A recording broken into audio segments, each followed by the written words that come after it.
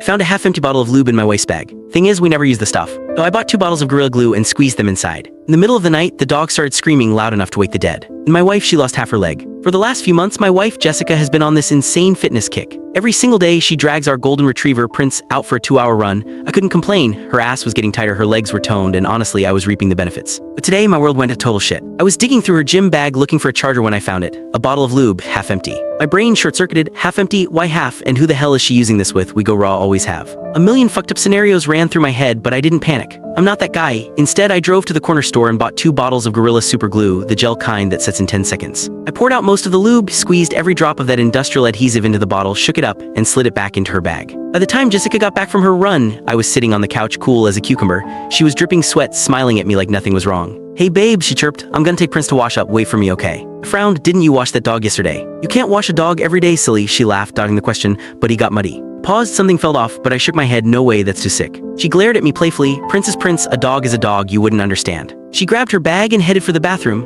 I watched her go, a cold pit forming in my stomach. Whatever was about to happen, someone was going to get wrecked. Chapter 2. I watched Jessica and the dog disappear into the bathroom. A few minutes later, the water started running. Then came the giggling. They really had a great bond. Hell, sometimes I felt like I was third wheeling in my own marriage. Prince had been with her for 6 years. We'd only been together for 3. I used to think it was cute. Now, hearing the splashing and the weird, muffled noises, my heart was hammering against my ribs. We were in there for an hour, a solid hour. Sat on the couch, staring at the wall, just waiting. When Jessica finally came out, she jumped when she saw me. She was in her robe, skin flushed pink. "Jesus, Jason, why aren't you asleep yet?" "Leap, how the fuck was I supposed to sleep?" I looked past her at Prince. The dog trotted out looking exhausted. A dark, violent thought crossed my mind. I wanted to grab a kitchen knife and gut the animal right there, but I held back. "Just finishing up some work emails," I lied, my voice flat. "Why were you guys in there so long? Usually takes 10 minutes. I locked eyes with her. She flinched and looked away. "Oh, you know," she stammered, "deep cleaning." I clenched my fists so hard my nails dug into my palms. "Keep it cool, Jason, don't blow it yet." She mumbled something else I didn't catch, and I grabbed my phone, heading to the bedroom. A few minutes later, she climbed into bed next to me. She wrapped her arms around my waist, her breath hot on my neck. "Babes, I'm horny, you want to?" Chapter 3. Want to? I'd rather stick my dick in a blender.